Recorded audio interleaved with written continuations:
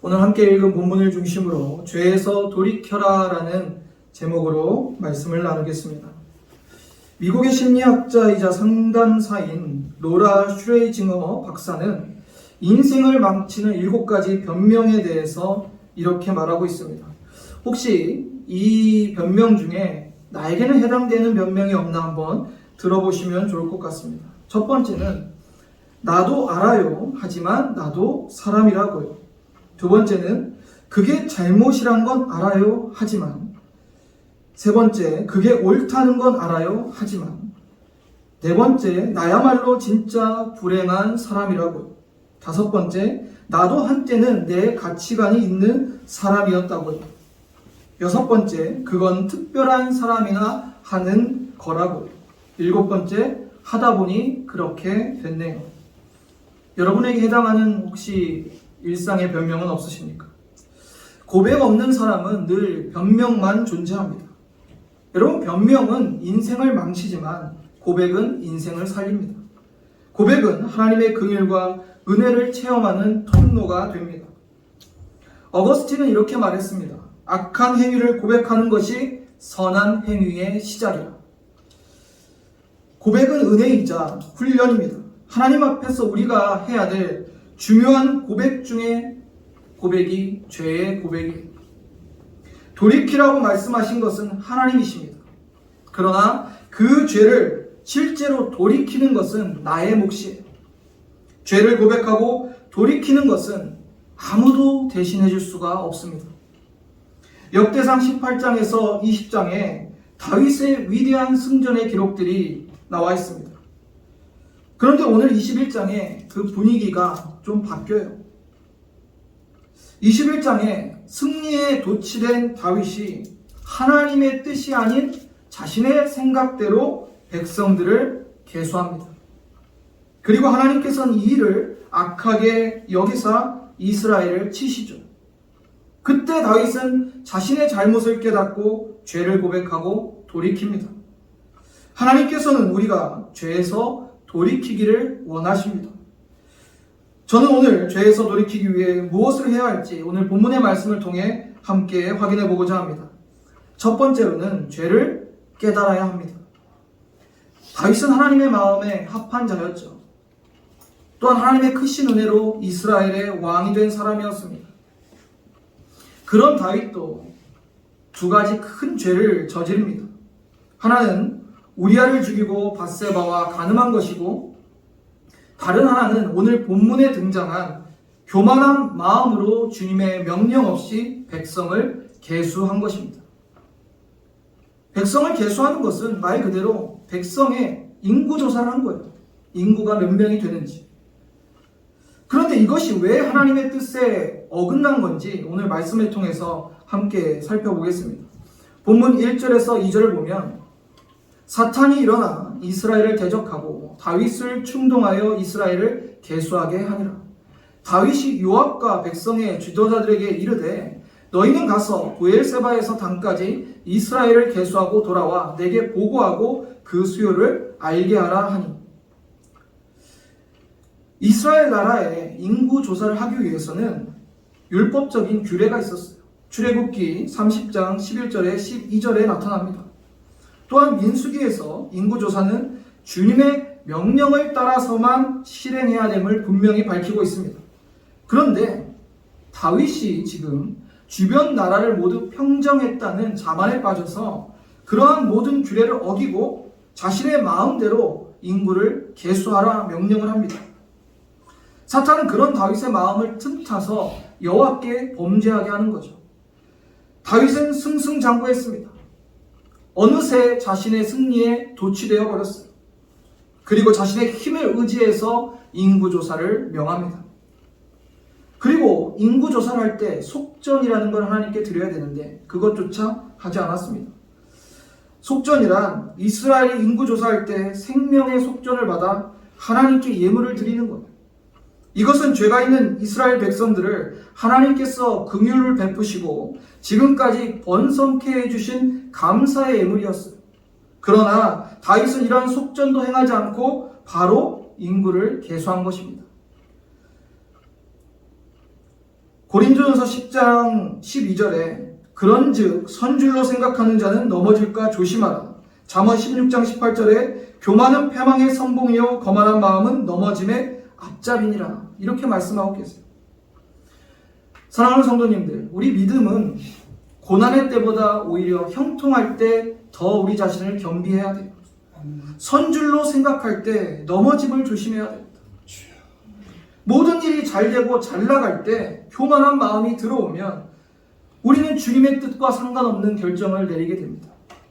그럴 때 우리는 다시 돌이켜서 주님 앞에 겸손히 그 은혜를 구하며 감사하며 나아가야 됩니다. 지금 다윗은 자신의 죄를 깨닫지 못하고 있습니다. 그리고 계속 인구조사를 재촉합니다. 본문 3절에 요압에게 다윗이 명령을 하죠. 그리고 요압이 말합니다. 함께 읽어보겠습니다. 시작. 요압이 아뢰되 여호와께서 그를 쏟으신즉 내 주 왕이여, 이 백성이 다 주의 종이 아니나이까. 내 주께서 어찌하여 이를 명령하시나이까. 어찌하여 이스라엘이 범죄하게 하시나이까 하나. 이스라엘의 군대 사령관인 요압은 다윗의 인구조사에 왕이시여, 이것은 범죄입니다. 하나님 앞에 범죄하는 겁니다 라고 간곡히 이야기합니다. 인구조사 자체가 문제가 아니라 인구조사에 규례를 따르지 않았다는 거예요. 그리고 다윗은 이런 속마음이 있어요. 인구를 조사해서 더 많은 군사를 확보하고 군사력을 강화해서 그 군사력의 힘을 의지하려는 마음이 있었어요. 이스라엘이 이방 민족들 사이에서 승리할 수 있었던 그 전쟁에서 승승장구할 수 있었던 이유가 무엇입니까? 다윗의 군대가 강해서가 아니에요. 우리가 이미 말씀을 나누지 않았습니까? 누가 이기게 하셨다고요? 여호와께서 이기게 하신 거예요. 그런데 승리에 도취된 다윗은 지금 우리의 군사력이 이렇게 강하니 더 강한 군사력이 있으면 아무도 우리나라를 넘보지 못하리라. 그런 마음이 있었던 거예요. 하나님 외에 군사력이라는 다른 의지할 대상을 다윗이 찾은 겁니다. 그러나 다윗은 요압의 이러한 간언도 무시한 채 자신의 잘못을 돌이키지 않습니다. 4절을 보시면 왕의 명령이 요압을 재촉한지라. 드디어 요압이 떠나 이스라엘 땅에 두루 다닌 후에 예루살렘으로 돌아와. 요압이 간청했죠. 왕이시여, 이렇게 하시면 안 됩니다. 하나님의 뜻이 아닙니다. 그런데도 다윗은 오히려 큰 소리를 치며 너 왕이 명령하는데 여러 말 하지 말고 가서 인구조사해와. 계속 요압을 재촉한 거예요. 어쩔 수 있겠습니까? 요압이 이제 이스라엘 땅을 두루 다니면서 인구를 조사해와요. 다윗은 계속 고집을 부리며 하나님의 뜻과는 정반대의 일을 해나갑니다. 결국 다윗의 이 악한 행위는 어떤 결과를 가져왔습니까? 본문 7절에 함께 읽어보겠습니다. 하나님이 이를 악하게 여기사 이스라엘을 치시니. 다윗이 하나님보다 또 하나님 말씀보다 군사력과 자신의 판단을 믿고 이러한 행동을 했을 때 하나님께서는 이것을 악하게 여기시고 이스라엘을 치셨어요. 그리고 8절을 보시면 하나님께 징계를 받은 이후에 다윗이 드디어 죄를 돌이킵니다. 8절을 같이 읽어보겠습니다. 시작. 다윗이 하나님께 아뢰되 내가 이 일을 행함으로 큰 죄를 범했나이다. 이제 간구하옵나이다. 종의 죄를 용서하여 주시옵소서. 내가 심히 미련하게 행하였나이다 하니라. 우리의 모습과 똑같지 않습니까? 그냥 처음부터 하나님께 묻고 하나님의 말씀대로 하면 되는데 내가 교만에 빠져서 내 마음대로 행하다가 결국 하나님께서 우리를 혼내시거나 징계를 베푸시면 그때서야 아이고 하나님 제가 잘못했습니다 하고 돌아오는 모습. 다윗의 모습과 우리의 모습이 다르지 않아요. 그러나 중요한 건 뭐냐면 다윗은 그래도 죄를 깨닫고 돌이켰다는 거예요. 하나님께서 사인을 주시는데도 끝까지 죄를 깨닫지 못하고 돌이키지 못하는 사람들도 얼마나 많은지 몰라요. 그러나 다윗은 지금 깨닫고 돌이킵니다. 저도 목회 사역을 하면서 참 저의 부족했던 모습들이 많은 것 같아요. 돌아보면 하나님 앞에서도 잘못했지만 사람 앞에서도 잘못한 게 많은 것 같아요. 이제 목회 사역을 처음 시작했을 때는 좀 변명을 많이 했던 것 같아요. 아까 제가 처음 서두에 말씀드렸던 것처럼 아니요, 그게 그런 게 아니라 하지만 뭐 제가 이렇게 해보려고 했지만 쉽지 않았네요. 변명하자면 할 게 있죠. 그런데 그게 저에게 절대 성장과 발전을 가져오지 않더라고요. 차라리 정말 제가 부족했습니다. 제가 더 노력하겠습니다. 제가 더 잘하겠습니다. 이렇게 솔직하게 고백할 때 저의 성장과 발전이 있더라고요. 여러분 마찬가지입니다. 여러분 신앙이 변명을 해서는 결코 신앙의 성장은 없어요.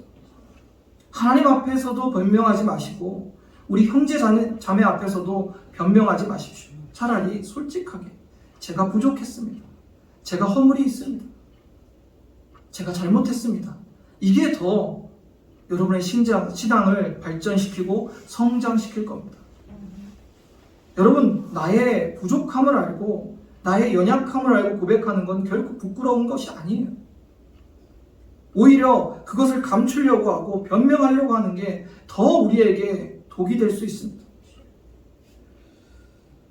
우리 인생의 연약함과 죄를 깨달았을 때 그것은 우리 인생의 축복의 터닝포인트가 될 수 있습니다.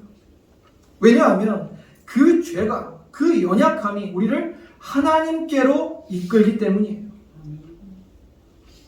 여러분, 죄에 빠져 있을 때, 내 연약함을 느낄 때, 내 허물을 깨달았을 때 오히려 기회가 된 겁니다. 하나님 앞에 나오십시오. 하나님 앞에 솔직하게 고백하고 내 죄를 다 고하고 하나님의 은혜를 구하십시오. 그것은 여러분 좋은 기회가 될 수 있습니다. 우리의 신앙은 하나님께 있는 겁니다. 주권자를 믿는 거예요. 내 힘과 내 능력을 의지하는 것이 아닙니다. 모든 힘과 모든 능력이 계신 분이 우리 하나님이세요. 그 하나님께서 여러분을 자녀 삼으셨고 그냥 두고 보기에도 아까워하실 만큼 사랑하고 계십니다. 왜 죄를 깨닫고 돌아오지 않습니까? 하나님께서는 돌아오기를 원하시지. 여러분이 그냥 죄를 깨달은 상태에서 나는 죄인입니다. 나는 아무것도 할 수 없습니다. 나는 이렇게 연약합니다. 주저앉아 있기를 원하시지 않아요. 육신의 아버지들도 자녀가 잘못했을 때 아빠 내가 잘못했어. 나 용서해줘. 나 너무 연약해. 나 좀 도와줘 라고 얘기할 때 안 도와줄 아버지가 없어요. 그러나 우리 하늘 아버지께서 여러분은 왜 긍휼히 여기지 않고 왜 돕지 않으시겠습니까? 다윗이 자신의 잘못을 깨닫고 철저히 회개하고 하나님께 돌아왔듯이 사랑하는 성도님들, 죄를 깨닫고 회개하는 자들이 되서 한없는 하나님의 은혜를 누리시는 저와 여러분 되었으면 좋겠습니다. 두 번째로 그리스도를 붙잡아야 합니다. 우리가 죄를 깨달았을 때 우리가 제일 먼저 해야 할 일이 이거예요. 분명한 것은 우리가 회개하고 주님께 돌아가기 위해서는 예수 그리스도를 붙잡아야 된다는 것. 베드로전서 3장 18절을 함께 읽어보겠습니다. 시작. 그리스도께서 불의한 자를 대신하였으니 이는 우리를 하나님 앞으로 인도하려 하시며 육체로는 죽임을 당하시고 영으로는 살리심을 받으셨으니. 아멘. 미국의 한 신학생이 자신의 신실한 믿음의 친구에게 이런 고백을 했답니다. 친구여, 내가 사랑하는 한 여인을 만났는데 그녀는 너무 순결하고 주님을 향한 아름다운 믿음을 가졌다네. 그녀는 나 같은 사람이 감히 사랑할 수도 없는 그런 사람이라네. 아니 자네 무슨 큰 잘못이라도 했나? 그때 그 친구에게 이렇게 고백합니다. 나는 사실 음란물 중독이라네. 정말 사랑하는 여인을 만났지만 도저히 그 중독을 끊을 수가 없네. 그리고 그 신학생은 그 신학교 교수님을 만나서 상담을 했어요. 이 문제를 어떻게 해야 되면 좋겠습니까? 교수님은 그렇게 얘기하시더라고요. 그 중독을 당장 끊어야 합니다. 그러나 아무리 이 형제가 노력을 해도 끊을 수가 없는 거예요. 심각한 고민 속에서 다시 한 존경하는 목사님을 찾아가서 고민을 털어놨답니다. 그러자 그 목사님이 이렇게 대답하셨대요. 형제님, 음란물 중독을 끊으려고 하지 마시고 지금 형제님이 사랑하는 그녀를 더욱 깊이 바라보고 사랑하십시오. 시간이 흐른 후에 그 신학생이 다시 자신의 친구에게 와서 이렇게 고백했답니다. 나는 더 이상 음란물을 보지 않는다네. 아니, 자네 어떻게 그 중독을 끊었는가? 사실 나는 중독을 끊은 적이 없네. 다만 내가 사랑하는 그녀를 더 깊이 알아가고 바라보며 사랑했다니 어느 순간 더 이상 그 음란물을 보지 않게 되었다네. 여러분, 중요한 것은 죄를 끊어내려는 노력이 아니라 죄를 깨달았을 때 그 즉시로 예수 그리스도를 붙잡아야 된다는 거죠. 아멘. 그분을 더욱 사랑해야 된다는 거죠. 아멘. 십자가에서 물과 피를 다 흘리고 나의 모든 죄를 갚아주신 그분을 붙잡을 때만 우리는 죄에서 자유케 되는 거예요. 내 힘으로 끊어내고 내 힘으로 그 죄를 이길 수가 없어요. 그렇다면 왜 예수께서 십자가에 죽으셨겠어요? 죽으실 이유가 없죠. 그러나 예수께서 십자가에 죽으심으로 우리는 모든 죄를 사함받은 거예요. 그 주님을 붙잡을 때 우리는 죄에서 진정한 자유를 누릴 수 있는 거예요. 이사야 1장 18절에 우리 주님이 약속하셨습니다. 함께 읽어보시죠. 여호와께서 말씀하시되 오라 우리가 서로 변론하자. 너희 죄가 주홍 같을지라도 눈과 같이 희어질 것이요 진홍같이 붉을지라도 양털같이 희게 되리라. 아멘.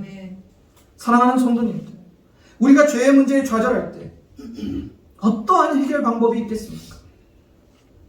오직 예수 그리스도의 십자가를 붙잡는 것만이 유일한 해결책입니다.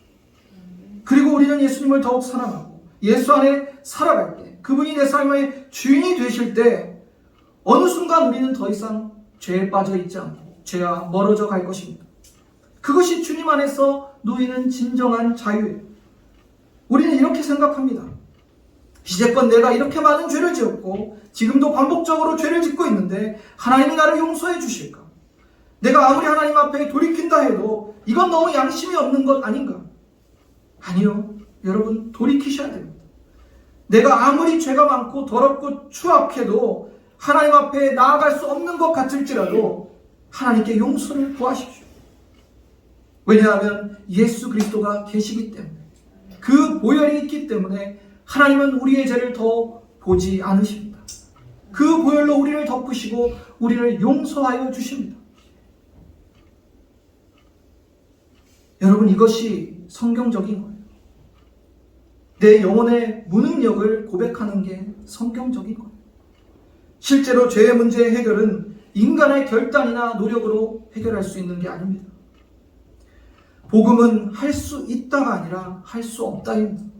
나의 죄를 깨달았을 때, 내 영혼의 무능력을 깨달았을 때 나는 할 수 없습니다 라고 고백하고 그 즉시 그리스도를 붙잡으십시오. 죄 앞에서 구석으로 도망치고 기도만 한다고 죄가 해결되는 것이 아니라 나의 죄를 깨달았을 때 우리의 첫 번째 반응은 예수 그리스도께 나아가 그 십자가를 붙잡는 것입니다. 나의 죄를 해결할 수 있는 유일한 분은 그분뿐이십니다. 죄 앞에서 어찌할 바 모르는 것이 아니라 예수님을 바라보고 십자가를 바라보셔야 됩니다. 여러분의 삶 속에 죄를 깨닫게 되셨나요? 여러분, 그것은 축복입니다. 그 즉시 예수님을 붙잡고 하나님께 돌이키시기를 바랍니다. 우리는 오늘 말씀을 통해서 다윗이 하나님의 뜻과 말씀을 어기고 스스로 교만하여 죄를 짓는 모습을 보았습니다. 그리고 다윗은 자신의 죄를 깨닫고 하나님께로 돌이켰습니다. 오늘 말씀을 통해서 우리는 두 가지를 깨달을 수 있어요. 첫 번째는 먼저 우리가 우리의 죄를 깨달아야 된다는 것. 그리고 우리의 죄를 고백하고 하나님께 돌아가야 된다는 것입니다. 두 번째는 그리스도를 붙잡아야 된다는 것. 우리가 어떻게 하나님께로 돌아갈 수 있겠습니까? 어떻게 우리의 죄의 문제를 해결할 수 있겠습니까? 오직 예수 그리스도만이 우리를 구원하시고 우리를 모든 죄에서 건지시는 분이십니다. 사랑하는 성도님들, 저와 여러분은 모두 죄를 지었습니다. 그리고 지금도 죄를 짓고 살고 있습니다. 하지만 기억하십시오. 우리의 과거의 죄, 그리고 지금 현재의 죄, 또 앞으로 우리가 지을 미래의 죄까지 예수 그리스도께서 모두 갚으셨음을 믿으시길 바랍니다. 죄를 깨달았을 때 하나님께 돌이키시길 바랍니다. 그리고 그리스도를 붙잡고 예수님을 더 사랑하고 그분과 깊은 교제 안에서 참된 믿음의 자유를 누리시는 저와 여러분 되었으면 좋겠습니다.